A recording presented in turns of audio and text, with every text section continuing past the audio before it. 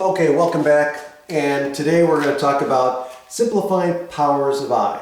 Now, in the previous video, in the very beginning of this section, or in the previous video, if you've been following along, I went through this pattern. Or I didn't show you the pattern, but now I am. So I said, okay, I is equal to, by definition, the square root of -1, right? So, and then I said, well, by using the properties, and just using properties of exponents and radicals, then we said, well, I squared is -1, I cubed turned out to be negative I, and I to the fourth became positive 1. Well, what if I keep going? What if I go to I to the fifth, right? Well, I to the fifth is what? I can write this as what? I times I to the fourth. Well, what's I to the fourth? 1. So that's I. Let's keep going. I to the sixth. Well, I can write that as what? I squared times I to the fourth. Well, what's I squared? I squared is -1. I to the fourth is positive 1. So I get -1 times positive 1 is -1. I noticed something here. Look, I get I, -1, negative I, 1. Now it goes I, negative I, or excuse me, -1. I bet you the next one is going to be negative I. Why? Well, because I can keep going like this. I can do, nope, wrong one. I can do I to the seventh, which then I can split it off as I to the third times what? I to the fourth. Well, I to the fourth is just 1. So I get I to the third. Well, what's I to the third? Negative I. Well, if I go I to the eighth, well, that's just I to the fourth times I to the fourth power. And that's just what? I to the fourth is 1. So it's just 1 times 1, which is 1. So notice that there's a pattern here. So that means I can use this pattern to my advantage if I keep in mind the property of exponents. So let's do a couple of examples here. Let's do I to the 35th. Now, here's the thing. I don't want to go all the way out to I to the 35th. So let's be smart about this and use the properties of exponents. So I know I to the fourth is 1.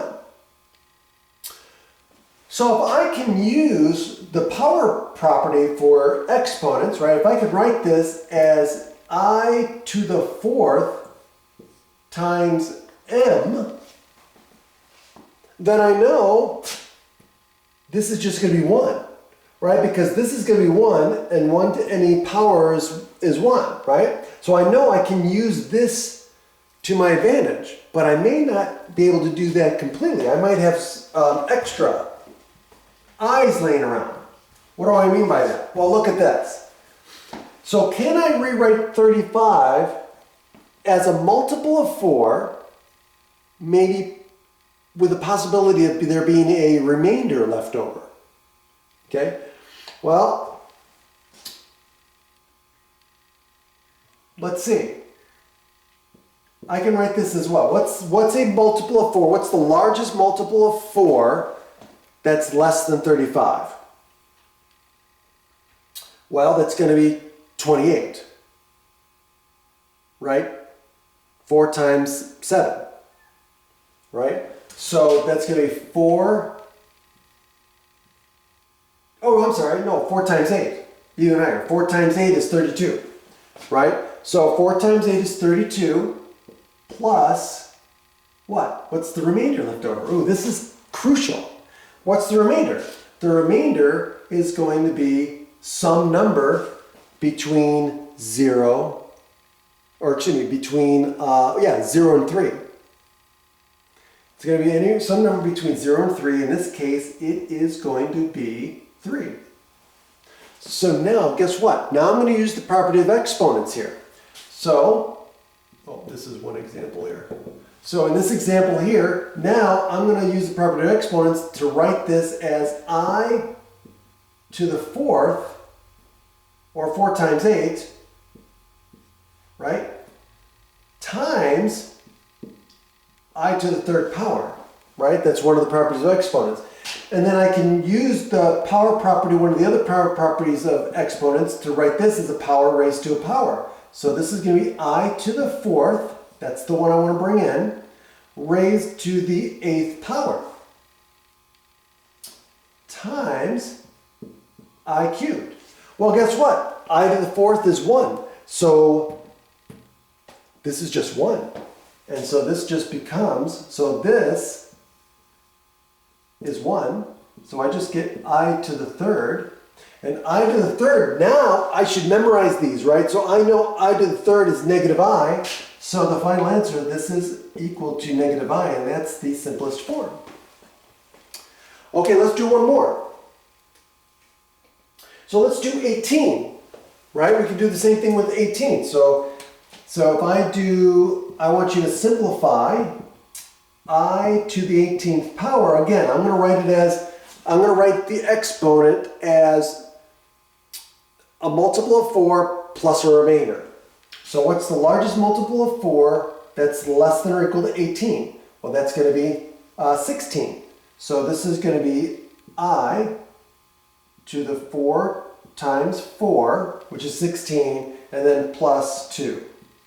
So now this is going to be written as I to the what? It's going to be I to the fourth raised to the 4th power times I squared.